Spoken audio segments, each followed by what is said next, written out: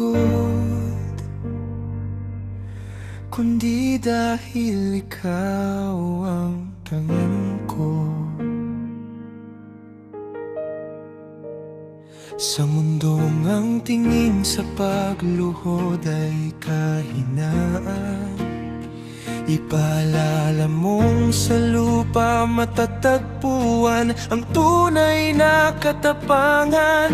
Dito sa iyong paanan, ang gulo ay tumitigil, ang boses mo lamang ang tanging nananamig.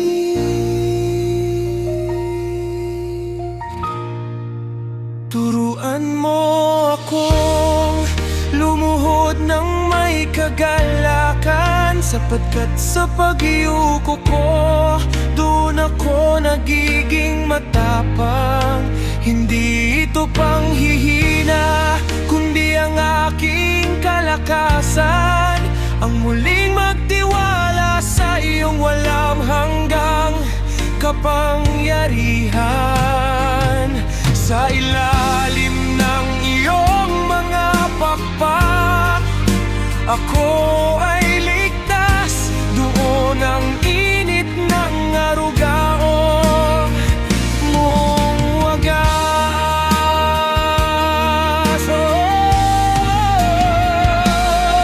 Sa ilalim ng iyong mga bagwis, doon ang kanlungan,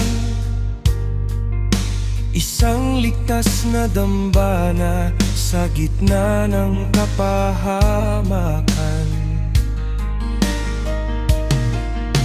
Ang init ng iyong yakap, lunasan ang lalamig na puso. Dito ako mananatili, dito ako hihinto. Kung ang isang sugatan ay sa iyo lamang tatahan, ang mga latay ng kabiguan, iyong pagagalingin ang lubusan. Maging kasiyahan ko ang pagtiklop ng aking mga tuhod, higit pa sa anumang tagumpay na sa mundo ay lingkod.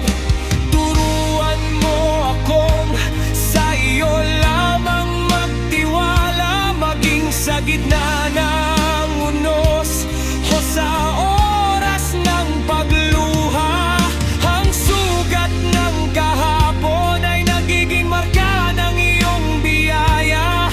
Sa pagluhod sa iyo, ako ay tunay na malaya.